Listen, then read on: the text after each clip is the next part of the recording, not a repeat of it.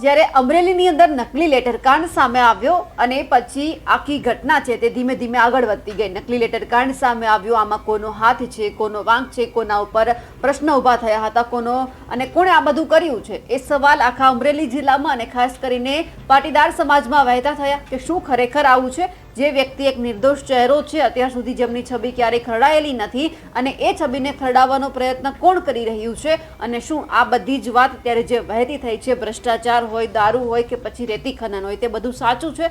આવું આખા પાટીદાર સમાજ અને ગુજરાત અને ખાસ કરીને અમરેલીમાં પણ વહેતું થયું.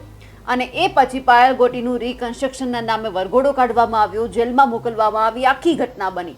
પણ જ્યારે હજુ સુધી ન્યાય નહોતો મળતો અને સરકાર ઉપર જ્યારે દબાણ આવ્યું હતું, જ્યારે સરકાર બેકફૂટ ઉપર આવી, એટલે એમણે સૌથી પહેલાં સીટની રચના કરી, પરંતુ એમાં પણ કંઈ સામે ન આવ્યું. એટલે આખી જે તપાસ છે તે નિર્લિપ્ત રાયને સોંપવામાં આવી. અને નિર્લિપ્ત રાયનું એવું છે કે એ કોઈ જ રાજકીય નેતાઓના ઇશારે નથી ચાલતા.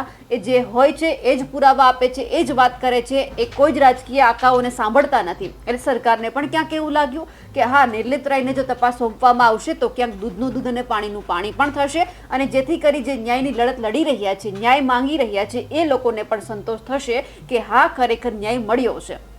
હવે